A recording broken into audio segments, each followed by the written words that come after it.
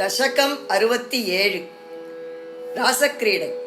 கோபியர்கள் பகவானை நாடிச் செல்லுதல்.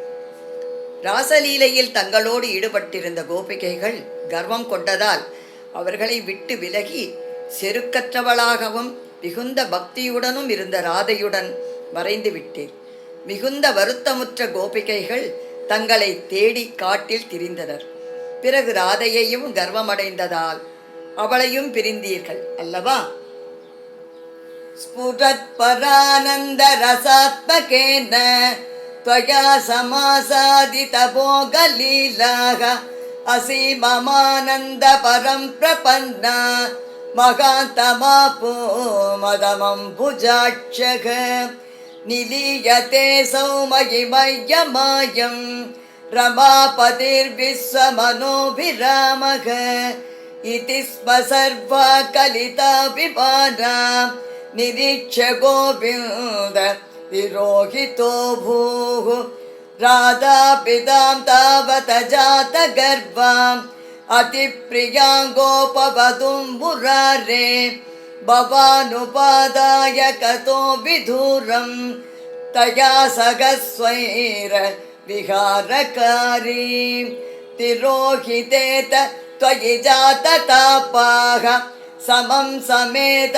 कमलायताक्षः वने वने त्वां परिमार्गयन्त्यः विषादमापूर् भगवन्दपारम् हा सूतः चम्पककन्निकार हा मल्लिके मालति बालवल्यः किं वीक्षितो नो हृदयैकचोर इद्यातितास्त्वत्रवणा विलेपुः निरीक्षितोऽयं सखि पङ्कजाक्षः पुरो ममेद्याकुलमालपन्ति त्वां भावना सक्षुषि वीक्ष्य काचित् तापं सखीनां त्रिगुणी चकार त्वदात्मिकास्ता यमुना तटान्ते तवानुचक्रुः किल चेष्टितानि विचित्य भूयोऽपि तदैव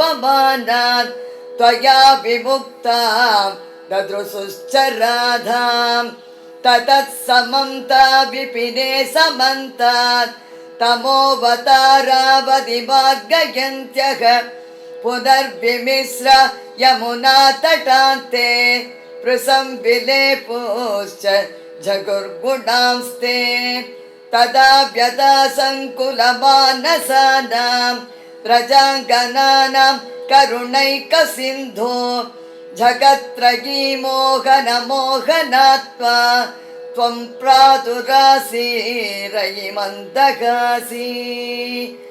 सर्वत्र गोविन्दनाम सङ्कीर्तनं गोविन्द गोविन्द. स्निग्धः सन्दर्शनमात्मकान्तं त्वां वीक्ष्य तन्मय सहसा तदानीं किं किं न चक्रुः प्रमदातिपारात् सत्त्वं गदात् पालय मारुतेश. श्रीहरये नमः. सर्वत्र गोविन्दनाम सङ्कीर्तनं गोविन्द गोविन्द.